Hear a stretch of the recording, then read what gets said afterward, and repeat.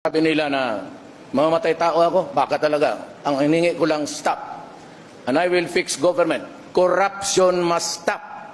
If I'm into the presidency for 2 weeks, tapos walang maniwala sa akin, walang susunod, then even if you give me 10 years, I will not be able to do it. Pero ako kasi sabi ko, ordinaryong tao lang ako, ayaw kong mapahiya. Kaya pag sinabi kong huminto kayo. And for those really, alam ko na, I have one word for all of government dito sa Pilipinas. Stop. S-T-O-P. Just stop. Just obey the law. And for the civilians, wala kong hingin. Sabi nila, may extrajudicial killing. It's not that, it's really the interest of the country. Gagawin ko po yan. I will stop corruption, walang droga, kung maaari lang, maubos ko. Pati tao, okay lang sa akin, sabay na sa droga. Criminality, ganoon rin. I will be harsh. And I'm warning you about in the horizon the coming of terrorism. Pareho yan.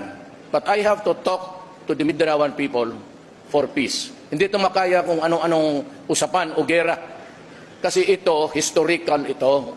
And even the NPAs, sabi nga ni Season, if I'm president of si Grace, he would come to talk. That is a welcome development. Wala akong hangarin except my country. And I pray to God na hindi ako sinasabing bumoto kayo sa akin.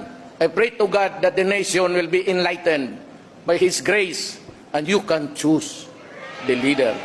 Bahala kayo kung sino. The one who can make it happen. If yung dito sa mga tabi ko, they're worthy. And they can make it happen, I suppose. Pero ako, pag sinabi ko, ang mga dabawin nyo sanay nito, pag sinabi kong huminto ka dyan. Pag sinabi ko siya, gagawin ko dyan, ginagawa ko talaga.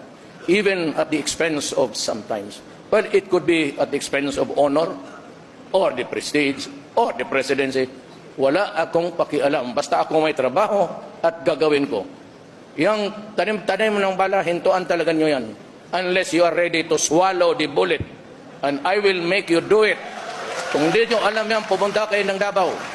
Marami ng coin doon sa Central Bank na kinakain sa mga na hindi maniwala. I'm a very impatient man. Wala nga akong ipagyabang eh. Pagyabang ko, trabaho lang. I never claimed any greatness. Wala akong recognition sa eskwela. Hanggang high school, 75 lang lahat. Okay lang yan. Pero noong naabogado ako, medyo matino na ako.